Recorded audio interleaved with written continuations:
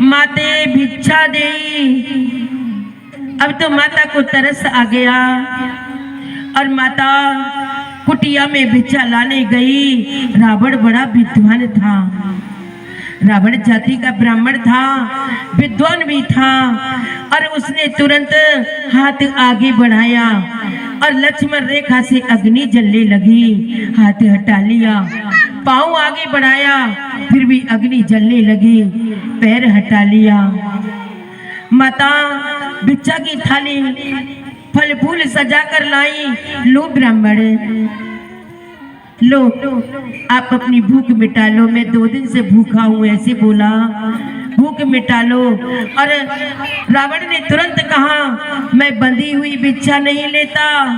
आसन बिछा के कुटिया के आगे बैठ गया और मैं 2 दिन से भूखा हूँ। यदि आप मुझे भिक्षा नहीं दोगी तो तुम्हारे पति पर संकट आएगा। और जो शब्द माता ने सुना और तुरंत रेखा लांग दी। नहीं नहीं नहीं ब्राह्मण, मेरे पति पर तो पहले से ही संकट आया है। और रेखा लांगते ही बाहर हो गई और रावण ने तुरंत अपना भेष रावण का बना लिया। भेष देख करके कहने लगी, कौन हो तुम? कहने लगा, मैं लंका का राजा रावण हूँ। राजा रावण? हाँ, अभी तो आप ब्राह्मण की जैसे भीख मांग रहे थे, आप अपने आप को राजा कहते हो? तुमको शर्म लज्जा नहीं आती? एक नारी पर ऐसा झूठ बोल करके और मेरा धर्म आज रेखा लांग गई मैं। और कहने लगा, हंसने लगा, हाँ हाँ हाँ। और तुरंत जादू का रथ बनाया और उस विमान में माता सीता को बाजू पकड़ के डाल दिया। यदि दशरथ जी को उस दिन खीर में तिनका न होता, उस तिनके पर वचन न दिया होता, तो भी रावण माता को स्पर्श करते ही भस्म हो जाता।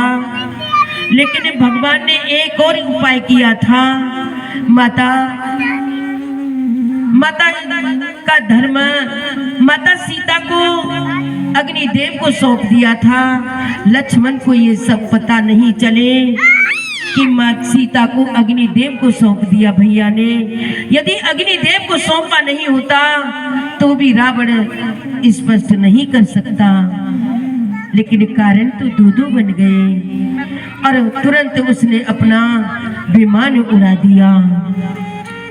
उड़ते उड़ते विमान जब आप ऊंचा पहुंचा, माता अपना आभूषण निकाल निकाल करके फेंकने लगी और माता आवाज लगाने लगी, आर्यपुत्र आर्यपुत्र आर्यपुत्र।